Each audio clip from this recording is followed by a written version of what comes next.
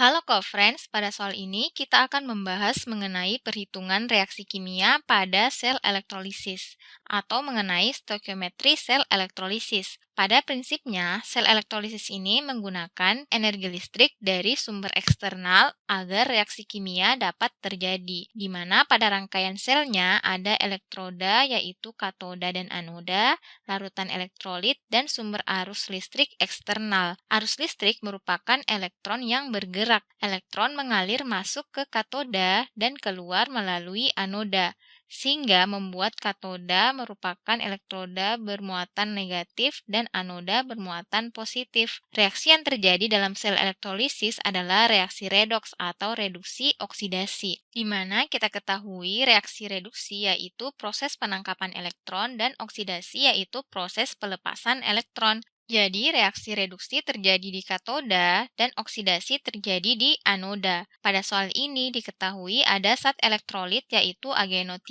Karena elektrolit berarti dalam larutannya zat ini dapat terionisasi menjadi Ag+ ditambah NO3-. Nah, ion-ionnya ini akan tertarik ke elektroda yang muatannya berlawanan. Berarti Ag+ akan tertarik ke katoda dan NO3- akan tertarik ke anoda. Sekarang untuk reaksi redoks di katoda dan anoda itu ada aturan-aturan yang harus diperhatikan. Pada katoda, reaksi reduksi bergantung pada potensial reduksi jenis kation dan air, di mana karena pada larutan terdapat air, maka ion-ion positif pada zat elektrolit akan bersaing dengan air untuk mengalami reduksi. Jika ion positifnya adalah logam golongan 1A, 2A, Al, dan Mn, maka tidak akan mengalami reaksi reduksi di katoda, tetapi yang mengalami reduksi adalah air, karena nilai potensial reduksi logam-logam ini lebih kecil dibandingkan air, sehingga air lebih mudah untuk tereduksi. Tetapi karena di sini ion positifnya adalah logam Ag atau perak, di mana Ag itu tidak termasuk ke dalam logam golongan 1A maupun 2A, maka Ag ini dapat mengalami reduksi dengan menangkap satu elektron, karena muatannya di sini +1, menjadi padatan logam Ag atau logam perak. Nah, massa logam perak yang dihasilkan pada katoda dari reaksi reduksi ini akan setara dengan muatan listrik pada sel elektrolisis. Jadi semakin besar kuat arus listrik, maka semakin besar muatan listriknya dan semakin banyak ion Ag+ yang akan tereduksi menjadi logam Ag di katoda. Nah, di mana di sini diketahui arus listriknya disimbolkan dengan I, yaitu sebesar 10 ampere.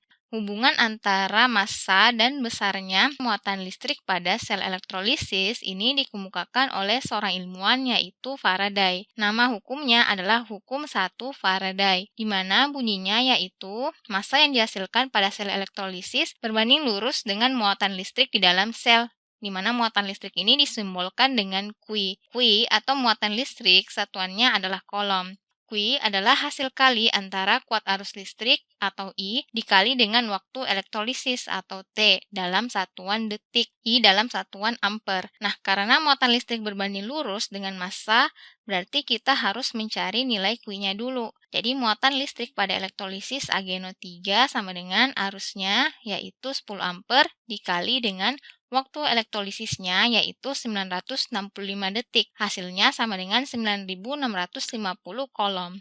Nah, sekarang bagaimana menghitung massa Ag melalui hubungannya dengan muatan listrik ini? Kita ketahui dalam stoikiometri reaksi kimia atau perhitungan reaksi kimia yang umum, biasanya kan untuk menghitung massa kita bisa dapatkan dari perbandingan mol zat. Namun, pada reaksi redoks yang melibatkan penangkapan dan pelepasan elektron, yang dijadikan patokan di sini adalah mol elektron, di mana berdasarkan eksperimen 1 mol elektron mengandung muatan listrik atau Q sebesar 96.500 kolom. 1 mol elektron ini disebut juga sebagai 1 Faraday. Jadi untuk menghitung mol elektron pada reaksi reduksi Ag+, mol elektron sama dengan Q dibagi dengan 96.500 kolom. Jadi Q-nya yaitu tadi 9650 dibagi 96.500 sama dengan 0,1 mol elektron atau 0,1 Faraday. Karena pada reaksinya ini, koefisien Ag sama dengan koefisien elektron yaitu 1:1,